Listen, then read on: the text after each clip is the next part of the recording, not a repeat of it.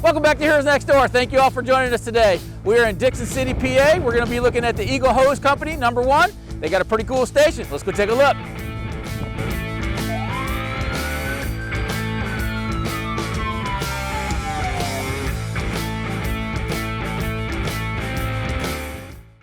Today we're going to be meeting up with one of their members. I believe he's the captain. You are Marty? Marty, yes. Yeah, thanks for inviting us out here. Absolutely. Tell us a little about yourself. So my name is Marty. I'm the captain here at Dickson City Fire Department. I've been here about 13 years or so. Kind of worked my way up through the ranks and kind of just hanging out a captain for right now. It's a nice station you have here. Thank you. How long has this been here? We were founded in 1892 when we were incorporated. Wow, wow. Beautiful building. How about we go take a look? Absolutely. So before we go inside, I want to pause for just a second. I'm looking at this thing. This is pretty unique. From what I understand, this was an old ambulance bay? It was. When the ambulance used to be part of the organization, this is where it was housed. And Sure. after they incorporated on their own, we renovated it to make it our clubhouse. I love the fact that you got the awning over the top here and your firehouse table outside. Puts you out in the community, lets everybody see you, enjoy the weather and that kind of stuff. And the slide-up door to go into your clubhouse? Yep. Brilliant. Everybody Can't should be beat doing it. something like that. Nice breeze in the summers, can't beat it. Let's go inside and take a look what you got inside.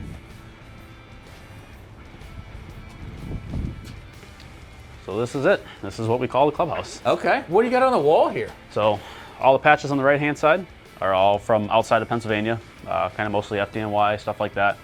On the left side is all Pennsylvania-based fire departments, EMS organizations throughout the area. All the way to the far right, the badges and the challenge coins there, that's from the Northeast Pennsylvania Volunteer Firemen's Federation, which is actually founded here, and they're coming up on their 100-year anniversary in I think about 8 years. So it's kind of another cool piece of history that we have here. Wow. I love the challenge coins. You got them in a box there. It looks like you got Westgrove back down on there too. We absolutely do. Some of the friends from down south, we've already done a station cribs on those guys Yeah. too. So love the entertainment system. You gotta have and it. over here, look at this mural. Absolutely beautiful. Do you guys do that? Do you have that made? It is actually hand painted by one of our members. He does awesome work, does his own furnace pieces, stuff like that. So a couple years ago, we threw it up there. Man, you guys are some talented people here. Just a couple. I love the big couch that you have and the big table. It creates that ambiance of friendship and firemen and everything like Homey that. feeling for us is what it's like. Yeah, So it's kind of our that second draws home. those volunteers in, and that's what you're looking for, right? Absolutely. So- Times are getting harder and harder, so we got to try to keep something. Back here, you got a bunch of pictures on the wall and office space to write your reports, I assume? Absolutely. Yep. Our working game well box. We get a run that actually dings and goes off and makes all kind of fun noise. And Wow. I can give you a test if you want. If our Cool. viewers, just a second. If you've seen our videos before, you should go back to the Bloomsburg. We actually talk about the alert systems with the bells, and we show that, but we're going to see again. You can get this thing to fire for us? Absolutely. Whenever you're ready. All right, go for it. None of the indicators actually work, but the bell, we kind of like the bell. So Yeah, it yeah, sticks. it brings you back. It keeps that tradition of what's going on in a firehouse. Absolutely. And what's the number? That's your number of your station, right? Station 23 is our station number, so we kind of just put it on 23-1 just to, we're Eagle Hose Company #1, Station 23, so 23 and 1. It works. Brilliant way to do that. Now, standing in here, if I look around, I would not think that this was an engine bay for an ambulance service. You wouldn't. Yeah. How long ago did you redo this? Because this is absolutely beautiful. The latest remodel was probably about 10 years ago. Wow. It was new floor, kind of new paneling all over the place. And, Right. had the boxes added in, the shelves made for all of our helmets that go from the rank of chaplain all the way up to fire chief of the department. And you can tell the pride that you guys take in this thing. Looking around, even though the door's open, the pollen's going on, it's absolutely clean in here. I could eat off the floor dang here. We try. So All right. What else you got in the house? Let's go take a look. We'll take a look at the Apparatus Bay now. All right. Before we move on, let us take a minute and talk about our sponsor of today's video, Aura Digital Securities. Did you know that the average person has 90 password protected accounts and you should be using 90 different passwords? I know I've used the same password for more than one account. This means that when I shared my password to Netflix or other streaming services, I've actually shared the password to some of my other accounts, making all of my accounts vulnerable to unwanted access. I've also filled out some of those social media quizzes that pop up on Facebook revealing some of my personal information, like my high school, my childhood best friend, and my first pet. Not realizing these are the same questions used in password recovery. These actually set me up for identity theft, which is the fastest growing crime in America. 1 in 20 Americans fall victim to this crime. In 2020, American consumers lost $56 billion due to identity theft scams. I don't have time to monitor all my accounts all the time. Plus, I don't want to find out that my identity has been stolen by getting notifications of fraud activity from my bank or credit card companies, especially when I should have taken steps to protect myself. That's why I'm excited to partner with Aura, who is sponsoring this video. Aura is identity theft protection, fraud monitoring, a VPN, password management, and antivirus software, all combined into one easy-to-use app. Aura monitors the dark web for my emails, passwords, and social security numbers, and sends alerts fast right to my phone and email. When it comes to fraud, every second matters. I've connected my credit cards and bank accounts to get notified 4 times faster than any of Aura's competitors. Their VPN allows me to stay anonymous while I'm online, keeping my browsing history and personal information safe and encrypted. And their antivirus software blocks malware and viruses before they infect my devices. It's time for you to protect you and your family from America's fastest growing crime. You can try Aura free for 2 weeks. See if you or your family's personal information has been compromised. Start your free trial at aura.com/heroesnextdoor. All right. We'll come on through this way. We'll go up to the engine bay. Hold on just a moment. What do you got here? This is actually our little peeker window out into our banquet hall. It's actually 2-way mirror, so they can't see us, but we can see them and see what's going on. Okay. The banquet hall, we use it for all of our fundraisers that we do, our purse bingo, our gun raffle. All of our meetings can take place out there. Occasionally we'll have outside organizations from the community come in to do fundraisers. Like today with the Boy Scout dinner going on. So okay. It's an excellent way to help raise finance Absolutely. and support the fire company, help the community, come in and be part of the fire department. All too often we're concerned about, separating the fire department from the community, and having a banquet hall is a good way to bridge that gap. You get them to see kind of what we do, and they get to look at our history. And while I'm talking to you, I see this huge map behind us. What is this about? So this is the entire borough. Broken down, all your streets are different colored as to what they are, if it's municipal, county, state. All of our hydrant locations around here, it's pretty up to date, different colors for different flows. Okay. So all the dots are your hydrants. So you guys are pretty well hydrated down here. We have no areas where we would need a tanker down wood. All right. And did someone make this again? I mean, like the mural was beautiful. Did someone do this too? I believe this was all handmade. I remember as a kid, they had it laid out in the hall. Okay. I remember seeing the dots get put on it. So I think it was kind of like made in-house and just, again, put the lines on. The thing that I absolutely love about fire departments is all the hands-on stuff that many of us do. Just because we fight fires or we're paramedics doesn't mean auto mechanics or woodworking or painting. Yeah, there's no way I'd be able to do a mural like that, but you have a member that can do those. Luckily, we're pretty all very vast in everything that we can do here. So right. Keep the tradition. Next door we're going to go through is going to be into the engine bay, right? Absolutely. Okay, let's go take a look. Go on through. So this is the apparatus bay. Wow, this is huge. The working end of the fire department. Okay, how many apparatus do you have? So we have 3 frontline apparatus, a command car, and just a regular utility truck that we utilize for your odds and ends stuff. Okay, it's absolutely huge. So is it a pull through or do you use it? It is absolutely a pull through. We don't use it in that fashion, but we absolutely can. Okay. It's actually one of the only ones in the county. There's not too many. I think maybe 3 or 4. What's this one? This is a Quint. It looks like. It is. This is a 2008 Crimson with a Spartan chassis, 103-foot aerial with a 500-gallon water tank and a 2,000-gallon per minute pump. This is our frontline piece for any fire alarms, structural fires, gas leaks, all that kind of fun stuff. So we kind of joke around, say it's a workhorse of the department. All your normal truck company tools will be on there, ventilation fans, saws. Wow, it's absolutely beautiful. I love the darker red and the yellow and the white that you put on there. It almost looks like FDNY a little bit. We're not going to give them all the credit, but no white. Yeah, but you have a 103-foot stick, you said. Yes. Do you have high rises in your area? We do. We have a couple hotels that go through. They're up on Commerce Boulevard, Route 6 area, and then we do have one high rise, considered a high rise, down in town here. Okay. How big is your area that you cover? It's about 5.2 square miles is our coverage area. We do a lot of mutual aid responses also to all the surrounding towns and boroughs. Okay. But how many members do you have on the books? On the books, we have just around 60. Okay. I'd say probably anywhere between 25 to 30 are active. So Okay. kind of a 50-50 there. So if I were to move into the area and I want to volunteer with you guys, because this is all volunteer, you're not a combination station or anything like 100%. that. How would I go ahead and get a hold of you guys? Well, one of the first things is Facebook page. You can stop by anytime. Okay. You know, to become a member at What this would be department. the name of that Facebook page? It's Dickson City Fire Department. Okay. Can't beat it. You have to live in Dickson City Borough to be a member here. That's one of our only, rules kind of per se to join. Okay. And then do you do a response from home? How do you guys work here? Do you have to come to the station to get on the truck, or can you do a direct response? So normally we kind of ask that everybody does come here. This way the trucks do get out. The officers, chief, assistant chief, captain, myself, kind of unwritten rule that we can go to the scene if we have to pass it or something like that. But we ask all the members come here and respond from here with the apparatus. Okay. It makes it safer. You actually fill the Yeah, truck, make sure absolutely. everybody's on the truck, and stuff like that. So, what do we have here? This is absolutely huge. This is our giant rolling toolbox. It is a 1999/2000 E1 and Salisbury Heavy Rescue walk around. There is no way this is a 99 2000. It absolutely is. It looks brand new. That's 21 years old. Yep.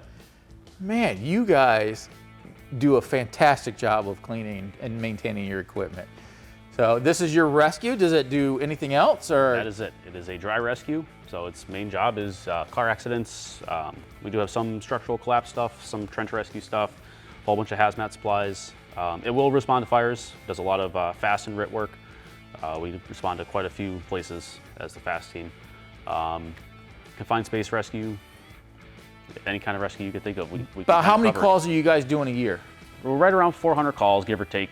Okay. It's been slower over the last couple of years with the pandemic and everything. Okay. Population isn't as busy during the day with all the businesses, but it's a pretty good split between fire and rescue stuff. So. And what this one? This one looks a little even older. It absolutely is. It's about 10 years older. This is a 1988 American LaFrance Century 2000 pumper. It's got a 500-gallon tank with a 2,000 gallon per minute pump. It's an engine. Yeah. One of the cool things about it is it was actually made in Dunmore, Pennsylvania, which is like 2 towns that way. Yeah, I think we drove through it on the You way did, up You here. probably did. Yeah. And 2 of our members worked at the plant, and they were like the main 2 that built it for us. So it was kind of neat to have that kind of, I don't know what you want to call it, but Right. it was built by the members. Yeah, and it's So. in that era where you go from the open cab in the back, Yep. to the closed cab. This was one of the first closed cabs that American LaFrance made, actually. Right. And it still looks new. It does. It just amazes me how well you guys take care of your stuff. So, and you guys don't have bunk rooms, right? Nope. You're not doing live-in programs or anything like that. Nope. So this is pretty much your bread and butter, is this engine bay Absolutely. and the clubhouse. That's all we got, really, yep. But outside, you have about 4 acres worth of land. Give or take, yep. And out back, you also have a cell phone tower that you guys generate a little bit of revenue for to help support. Yes, we do. It looks like there was a pavilion out back, a couple storage units. Yep. So the pavilion is from when we used to have the picnics years ago, which that just became a thing of the past. Nobody wanted to really do it, so we kind of did away with it. Came up with some other different types of fundraisers that are a lot better for the company. We figured, why take them down? Right. We could use them for something. Yeah. So Do you have a website that anybody can go to and take a look? What if they want to donate to you guys? How would do It's that? www.dcfd23.com. There is a donate button on there, so you can just click on the link and it takes you to I'm pretty sure it's PayPal, and you can just donate right through there. All right, so if you guys are watching and you want to help out these guys out, do us a favor, hit up their website so you can give these guys your support. They do appreciate it. You got a couple more things over here. Now you're stacked up a little bit, right? We do. We're a little heavy today. We brought down an extra surprise here. Okay. So on our left, this is a 1952 Dodge Quad. This was kind of like our first ladder truck per se, even though it wasn't an aerial. It's got a 50-foot banger ladder on it and 35. So this is what the truck company was. Wow. Now this is just a parade piece now. I Correct, believe yep. one of your members owns it? Privately owned by one of our members. Same one that owns the aerial here. Okay. We'll get to that. All right. There's really not much to it other than what you see. Right. It's a 2-person cab, and everybody else would ride the sides and the back. Right. I love the fact that, many of us in the fire department, have that nostalgia, whether we're second, third, fourth generation, but we're also saving the equipment that we've worked on for years. Yeah, absolutely. Because it means so much to us. It actually is, it becomes almost part of the family. Yeah, it is. And, the fact that one of your own members purchase these and restores these and does what he does, and be able to, show them off and show the community the value of what they did. So when the community pitches in and they do donate, they know that that equipment they're donating to stays, up and running. Absolutely. So, and you got a pickup truck here. This is, I assume, a utility, right? Utility 23. Not much to it. It's a utility truck. Okay. Pickup after fires, errands for fundraisers, stuff like that. It's a 2015 F350, I believe, and that's all there really is to it. Yeah, love it, absolutely love it. And you got one more, which is what, a chief's vehicle? We do. This is a Command Car 23. Our duty chief for the night, for the weekend, taking home for the weekends. Okay. We respond from home with it, kind of get like a jump on, starting the ICS system. So for your volunteers, do you do duty nights? We do, for the officers. So okay. Between the chiefs, the captain, and the 4 lieutenants, and then the 4 engineers, we do a rotating daily crew night. Okay. And if I want to volunteer here, how do I come Mondays, Fridays, Saturdays? When do you drill? Our meetings are the first and third Mondays of the month. So we do 2 meetings a month. And then our training, we kind of sporadically do it once a month. Kind of see what fits everybody's schedule the best and work around it that way. Right. So. Now, I noticed we just went through the whole engine bay. Very beautiful. You have all of your racks for your gear on the outside. Absolutely. And self-contained, so it looks very, very nice.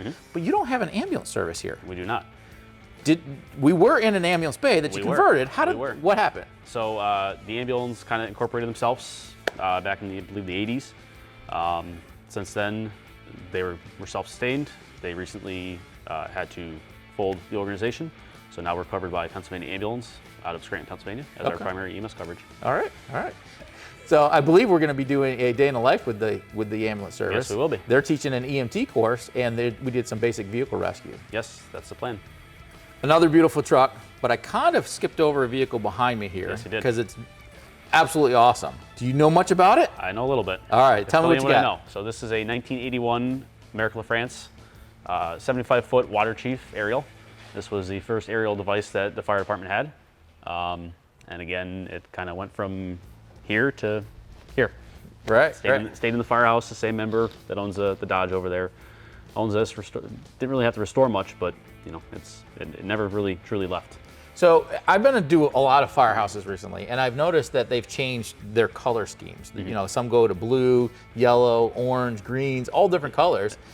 These are the older trucks, and they're still the same color scheme. Absolutely. Do you guys maintain that from day one, or have you changed it over? Nope. As long as I can remember, it's always been the darker red with the triple trim striping, and that's how it's been. Wow. And that goes back to that tradition. Yeah, absolutely. So we were able to talk a little bit about the grounds. Do you mind if we go outside and take a look at the area around? Yeah, absolutely. All right. So now that we're out back from the firehouse, we're coming up on one of your storage units. Yep. This was what we used to use for our picnics, but now we just call it the rooster's nest. Why would you call it a rooster's nest? Let's go see what we got in here. Oh, what is this? That's Matt. Hi, Matt. How are you? So thank you for letting us come out and take a look at your different stuff. This is our 1972 Han. It's privately owned. It's a very nice vehicle. Wow. And it fits in here just barely, right? Barely. Man, well, again, it's got your original paint job.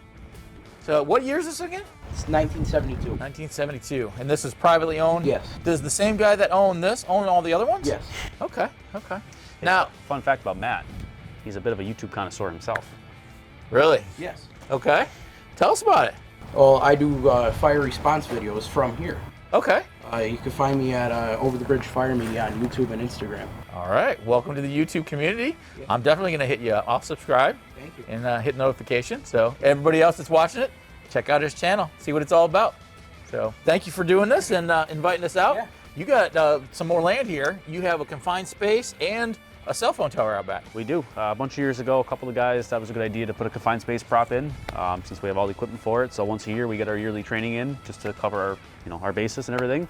So that's right over there. Cell phone tower, like you said before, brings in the revenue for the department. It's not much, but a little bit here and there. Right. So now we've been to places that have the Connex box, for smokehouses or burn houses. We went to one that had a storage unit that they converted to a house. But you actually have a sunken confined space. It's Yes, not sir. just above the ground or Nope, anything like it that. is It's completely- actually sunken in the ground. Completely below the ground. All right, we're going to take a look at that because that's unique. That's something that we've never seen before. You know, training is very important for all the fire service. Absolutely. And you know, not too often do you get to do confined space. Usually, it's a a tube on the ground or Sure, something yep. like that they kind of go through and they simulate. But you have one, We do. so very cool. Let's go take a look. Absolutely. As I'm walking up to this, I can't even tell that this is a training facility. You here. wouldn't even know it was here. This is a true manhole cover. It is. And how deep does that go? It's probably about 6 feet down. And then where does it go to? it goes over to right around somewhere. Here it is right here. Here's the other lid for it. Wow.